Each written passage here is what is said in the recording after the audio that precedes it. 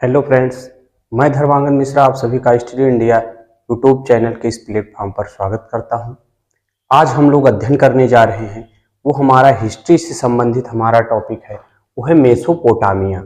हम लोग इसका अध्ययन करते हैं, मेसोपोटामिया के बारे में जानते हैं कि आखिर मेसोपोटामिया है क्या, मेसोपोटामिया के बारे में विस्तार से, जैसे वहाँ की भाषा क्या थी, वहाँ की जो भूगोल है वो क्या था, किस प्रकार से था, कहाँ थी, किस नदियों के से घिरा हुआ था, और वहाँ के बाकी और बिंदुओं पर भी हम चर्चा करेंगे। लेकिन आज खासकर हम लोग अध्ययन करेंगे मेसोपोटामिया, जो ये इसका परिचय जानेंगे और फिर इसके बारे में, इसके ज्योग्राफी मतलब इसके भूगोल के संबंध में थोड़ा अध्ययन करेंगे, इसके भाषा के बारे में अध्ययन करेंगे।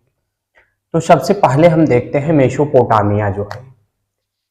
मेसोपोटामिया जो है ये इसका एक समझिए कि एक जैसे सभ्यता आप लोग अध्ययन किए होंगे, सिंधु सभ्यता और मिस्र की सभ्यता, नील नदी की सभ्यता, तो इस प्रकार से ये मेसोपोटामिया भी एक प्रकार का सिविलाइजेशन मतलब एक प्रकार की सभ्यता है।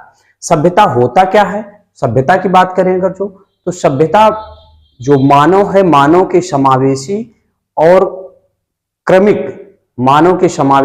क्रमिक सकारात्मक विकास को इंगित करता है। तो ये सभ्यता जो है, सभ्यता के बारे में हम अध्ययन करेंगे, ये मेसोपोटामिया की सभ्यता।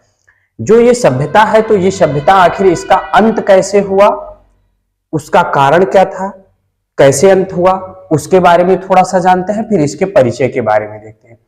तो सबसे पहले जो मेसोपोटामिया था, इसका कारण अगर जो हम जाने तो देखें कि जो ईसाइयों का पवित्र धर्म ग्रंथ बाइबल है, उसमें पृथ्वी के जो सभी प्रकार के मतलब जीव को समाप्त कर देने वाले जीवन की जो चर्चा है, वो चर्चा किया गया है कि ईश्वर की जो एक विनाशकारी योजना की, जिससे कि उसमें बाइबल में जो चर्चा किया गया है, उसमें ये बताया गया है कि जब परमेश्वर ने धरती पर उपस्थित सभी जीवों को देखा और इनके कृत्यों को, इनके द्वारा किए जा रहे कार्यों को देखा, तो परमेश्वर बहुत दुखी हुए और उन्होंने ये निश्चय किया कि हम इस पृथ्वी को समाप्त कर दें, क्योंकि आजकल जो इस जीव है इस धरती पर, हमारे द्वारा जो बनाए गए जीव हैं, वो जीव अपने रास्ते से भटक गया और वो गलत कार्यों में ज्यादा संलिप्त हो गया। ये सब उनके कृत्यों को देखते हुए परमेश्वर ने पृथ्वी को नष्ट करने की योजना बनाई। लेकिन फिर ईश्वर के जो ये पृथ्वी को नष्ट करने का योजना परमेश्वर ने बनाया, उसमें परमेश्वर ने एक बात और सोची कि अगर जो संपूर्ण पृथ्वी का विनाश कर दिया जाएगा, तो फिर पृथ्वी का निर्माण मतलब इस जीव जगत का या पूरे पृथ्वी का निर्माण करने में, जैसे ब्रह्मांड की निर्माण या बाकी सारी चीजों का निर्माण, इसको करने के लिए फिर दिक्कत होगी या परेशानियां होंगी, या मतलब उसको करने के लिए बहुत समस्याएं होंगी। इसको सोचते हुए परमेश्वर ने ये सोचा कि क्यों ना ऐसा कर दिया जाए कि कुछ जीव जातियों को, कुछ जीव जंतुओं को बचा लिया जाए। तो उसके लिए ईश्वर ने एक व्यक्ति को चुना जिसका नाम था नोवा। नोवा जो व्यक्ति था, नोवा को ईश्वर ने चुना, या जिसको बोलते हैं नोआ, परमेश्वर ने चुना। ये आकर के एक बड़ी नाव का निर्माण करता है। बड़ी नाव के निर्माण करने के बाद उस नाव पे सभी जीव जातियों के एक एक पेयर मतलब एक एक जोड़े को उस नाव पर सुरक्षित रख लेता है, जिसके कारण जब पृथ्वी को, पूरे पृथ्वी को जल पलवन जिसको बोलते हैं, जल पलवन मतलब ये बाढ़ समझ लीजिए कि अगर जो हम अपने सनातन सभ्यता या हिंदू धर्म के सभ्यता के हिसाब से, हिंदू धर्म के हिसाब से देखें, तो इसको, जिसको प्रलय एक शब्द का प्रयोग किया जाता है कि प्रलय आएगा, पृथ्वी का विनाश हो जाएगा, तो उस प्रकार की एक कंडीशन हुआ जल पलवन, जब जिसमें कि पूरी पृथ्वी, जल पलवन का मतलब कि पूरी पृथ्वी एक प्रकार का बाढ़, जहां पे पूरी पृथ्वी बाढ़ के अंदर समा जाए। तो ये जब होने वाला था, तो परमेश्वर ने नोवा नामक व्यक्ति को भेजा और इसने एक बड़ी सी नाव का निर्माण किया और नाव पर सभी जीव जातियों के एक एक जोड़े को, एक एक पेयर को सुरक्षित रख लिया, जिससे कि पृथ्वी पर परमेश्वर ये चाहता था कि सभी को नष्ट करने के बाद पृथ्वी पर कुछ जीव जंतुओं के अस्तित्व को बनाए रखने के लिए पृथ्वी पर परमेश्वर ने ऐसा किया, नोवा को भेजा। नोवा आया, एक बड़ी जहाज का निर्माण किया, कुछ जीव जंतुओं के एक एक जोड़े को उस पर रख लिया, जिससे कि वो जलपलवन के बाद मतलब वो बच गए। तो ये जलपलवन की कहानी जो है वो ईसाई धर्म के जो पवित्र ग्रंथ है बाइबिल, उसमें वर्णित है, एक प्रकार की कहानी है जहां से ये मिलता है मेसोपोटामिया से संबंधित। तो इस प्रकार से मेसोपोटामिया सभ्यता का अंत हुआ था। तो मेसोपोटामिया का अंत और कारण, मतलब कारण क्यों अंत हुआ और कैसे अंत हुआ, इसके कहानी जो है बाइबिल में मिलती है, जिसको हम आपको बता दें। अब हम देखते हैं इसके परिचय के बारे में थोड़ा चलते हैं कि मेसोपोटामिया मतलब मेसोपोटामिया सिविलाइजेशन ये जो है ये दो भागों में विभाजित थी। जो मेसोपोटामिया सभ्यता थी दो भागों में विभाजित थी, एक था उत्तरी असीरिया और दूसरा था आपका दक्षिणी बेबीलोनिया। ये उत्तरी असीरिया भी कई प्रांतों में बटा हुआ था और दक्षिणी बेबीलोनिया भी कई प्रांतों में, ये दोनों के दोनों बटे हुए थे। यहां तक आपके समझ में आ गया होगा। अधिकांश जानकारी की बात करें, मेसोपोटामिया से संबंधित अधिकांश जानकारी की बात करें तो वो जानकारियां अधिकतर खुदाई से संबंधित हैं, जैसे भवनों, कब्रों, मूर्तियों, औजारों एवं मुद्राओं पर आधारित है, जो कि खुदाई से प्राप्त हुई। खुदाई के अतिरिक्त बहुत से साक्ष्य जो मेसोपोटामिया की संस्कृति को इंगित करते हैं। जो खुदाई है उसके अतिरिक्त भी बहुत से ऐसे साक्ष्य हैं जो मेसोपोटामिया की संस्कृति को पर प्रकाश डालते हैं या उसकी ओर इंगित करते हैं। अब हम देखते हैं कि यहां पर जो अधिकांश जानकारी मिली, आपको ये पता चला कि मेसोपोटामिया दो भागों में बटा था, उत्तरी असीरिया और दक्षिणी बेबीलोनिया। अब यहां पर जो बाइबिल के प्रथम भाग ओल्ड टेस्टामेंट में अनेक जो संदर्भों में उल्लेख देखें तो उसमें सिमार एक शब्द का प्रयोग था, सिमार बाइबल में ओल्ड टेस्टामेंट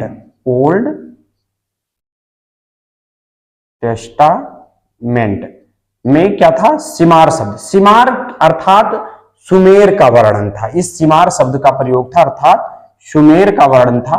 सुमेर का जो मतलब था, इसके अनुसार क्या था, इसके अनुसार वहां ईंटों के बने शहर हैं, वहां पे ईंटों के बने शहर हैं।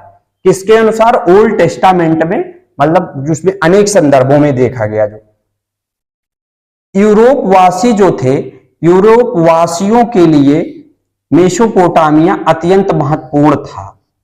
महत्वपूर्ण क्यों था, ये अब यूरोप के जो यात्री और विद्वान थे ये अपने पूर्वजों की भूमि मानते थे, क्योंकि इसका वर्णन जो था ओल्ड टेस्टामेंट बाइबिल में, बाइबिल का जो प्रथम भाग था ओल्ड टेस्टामेंट में वर्णित था। तो इस प्रकार से ये लोग अपने पूर्वजों की भूमि मानते थे और इसलिए इसकी बहुत ही महत्वपूर्ण इन लोगों के लिए था। शहरी जीवन की बात करें तो सबसे पहले शहरी जीवन प्रारंभ हुआ यहां से, जो कि लगभग 6000 ईसा पूर्व के आसपास था। अब हम बात करते हैं इस मेसोपोटामिया शब्द के बारे में कि ये मेसोपोटामिया शब्द आखिर क्या।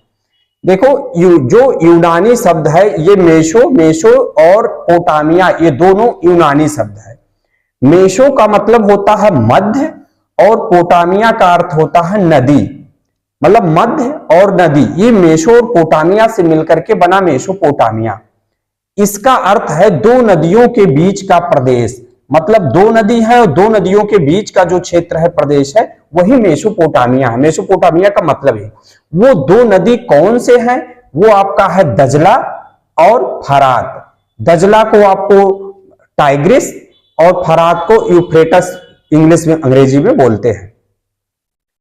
ये जो नदी है, दो नदियों के मुहाने पर सुमेरिया, मध्य मतलब बीच में बेबीलोन और उत्तर में असीरिया, ये तीन सभ्यताएं थी।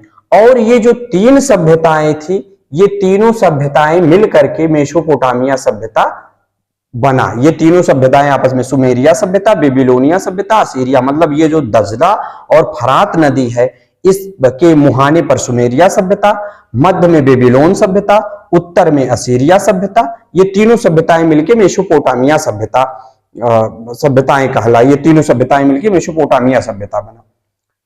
यह सभ्यता अपने शहरी जीवन, संपन्नता, विशाल एवं समृद्ध साहित्य तथा गणित एवं खगोल विद्या के लिए संपूर्ण विश्व में प्रसिद्ध है। तो इतना आपको समझ में अच्छे से आ गया होगा मेसोपोटामिया के बारे में कि मेसोपोटामिया, आखिर मेसोपोटामिया सभ्यता का अंत का कारण क्या था, अंत कैसे हुआ, और मेसोपोटामिया है क्या, कितनी सभ्यताओं से मिलकर के बना है, किस नदी के मध्य बना हुआ है, किन नदियों के मध्य में, तो ये आपके समझ में आ गया होगा। अब हम देखते हैं मेसोपोटामिया और उसके भूगोल के बारे में चर्चा करते हैं। तो देखते हैं Mesopotamia and it's geography, Mesopotamia और उसका भूगोल। आधुनिक नाम की बात करें अगर तो आधुनिक नाम आज है इराक। इराक जो है यही मेसोपोटामिया जो था, इसी का आधुनिक नाम आज का क्षेत्र जो है इराक। अब आप लोग इसका अध्ययन करने के लिए मैप पर जाके थोड़ा अध्ययन करेंगे, मैप पर देखेंगे अगर जो मैप पर तो वहां पर आपको पता चल जाएगा कि वर्तमान समय में इराक जहां है वहां पर ही मेसोपोटामिया सभ्यता थी। भौगोलिक विविधताओं का देश है ये जो इराक है, ये भौगोलिक विविधताओं का देश है। अब इसके पूर्वोत्तर भाग में देखें तो पूर्वोत्तर भाग में ऊंचे नीचे हरे भरे मैदान जो धीरे धीरे वृक्षों से ढकी पर्वत श्रृंखला के रूप में फैलते चले गए हैं। यहां पर स्वच्छ झरने और जंगली फूल इसे प्राकृतिक सुंदरता प्रदान करते हैं। हम इसके भूगोल की बात करते हैं, स्वच्छ झरने और जंगली फूल भी इसे प्राकृतिक सुंदरता प्रदान करते हैं। भौगोलिक जब हम अध्ययन करते हैं तो ये सब चीजों का जो हम पहले से अध्ययन कर चुके इसके बारे में हमें जानना पड़ेगा। नदियां क्या थी, दजला और फरात, ये महत्वपूर्ण नदियां हैं। दो नदियां हैं जो आप पहले से अभी यहां जान गए कि मेसोपोटामिया में दो महत्वपूर्ण नदियां हैं जो है दजला और फरात।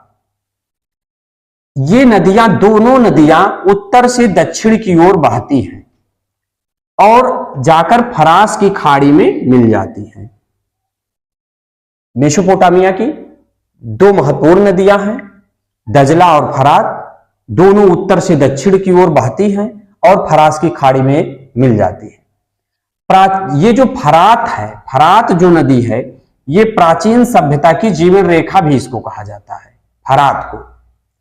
अब हम देखते हैं मेसोपोटामिया को।